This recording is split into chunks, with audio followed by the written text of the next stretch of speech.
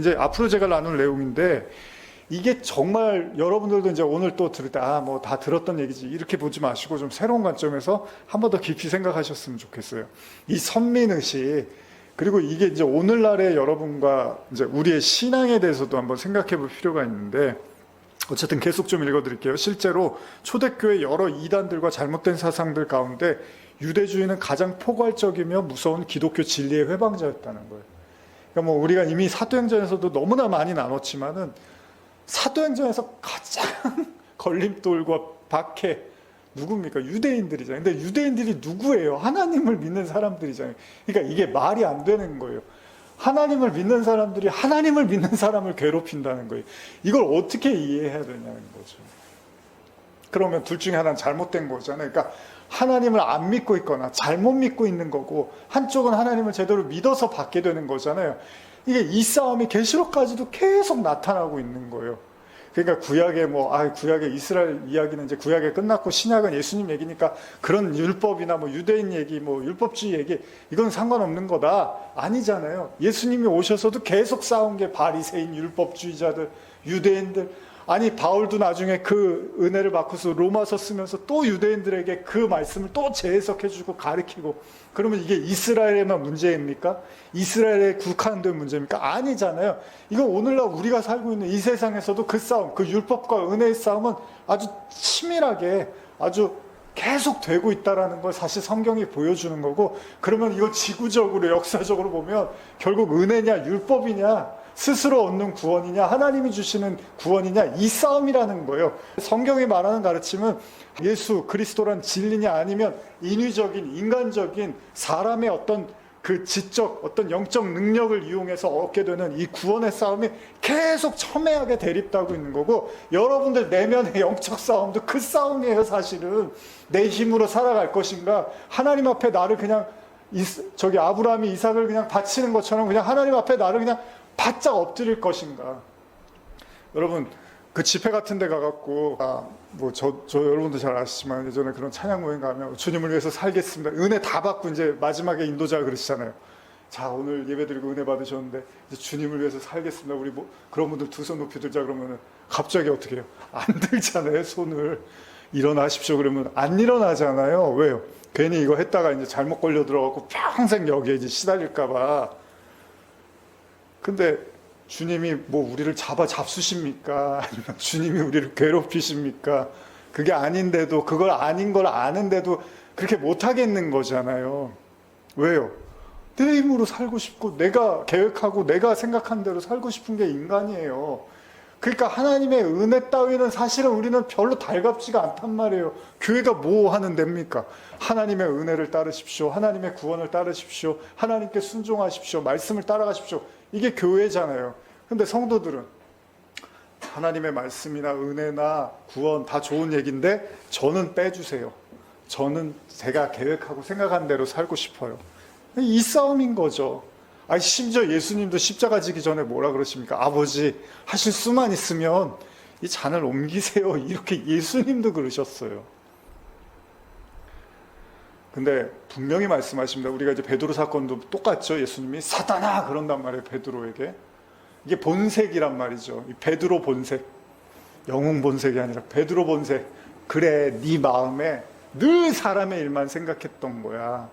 넌 하나님의 일을 생각해 본 적이 없어, 사실 지금까지. 그게 바로 사단이야, 이제 이렇게 얘기를 하는 거죠.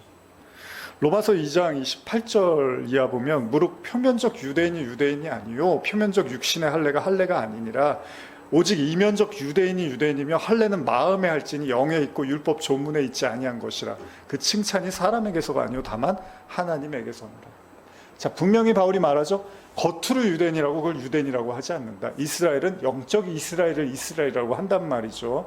그렇기 때문에 할례도 마음의 할례가 중요하지, 겉으로 할례했다고 그거 뭐 난지 8일 만에 그거 뭐 생식기의 포피를 잘랐다고 해서 그거를 할례라고 성경이 말하는 게 아니야. 진짜 할례는 마음에 해야지. 네 마음이 정말 하나님 앞에서 죽음으로 드러나서 하나님의 생명을 오로지 받아들일 마음이 없으면 그건 영적 할례라고 할 수 없어.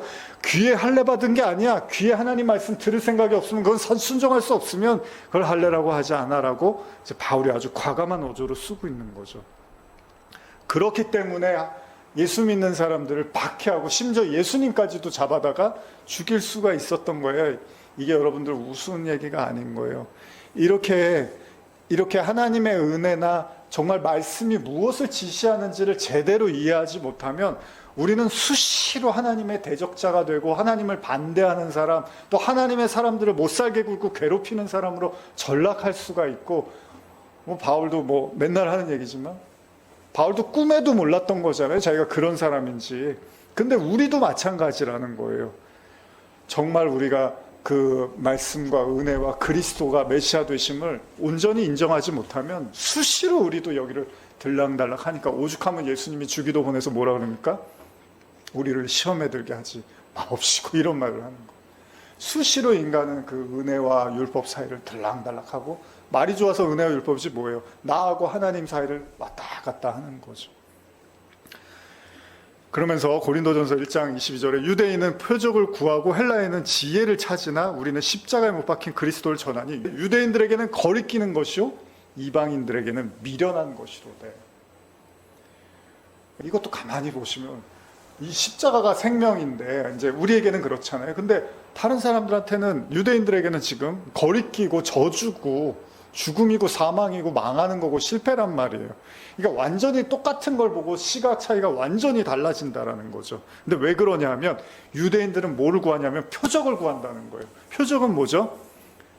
예수님이 십자가 질 때 조롱하기 딱 좋았던 게 그거잖아요. 우편 강도, 좌편의 강도들이 이렇게 보면서, 이제 좌편 강도라고 해야겠죠. 예수님 보면서 야, 십자가에서 내려와. 그게 메시아고, 그 정도의 능력을 보여줘야지 그게 메시아지라고 이렇게 얘기를 하는 거예요. 그러니까 유대인들이 굉장히 순수한 것 같은데, 말씀만 보고 하나님에 집중하는 것 같은데, 이 예수님 당시에 말하는 걸 보면 계속 표적을 보여달라고요. 계속 뭘 보여달라고 하는 거죠.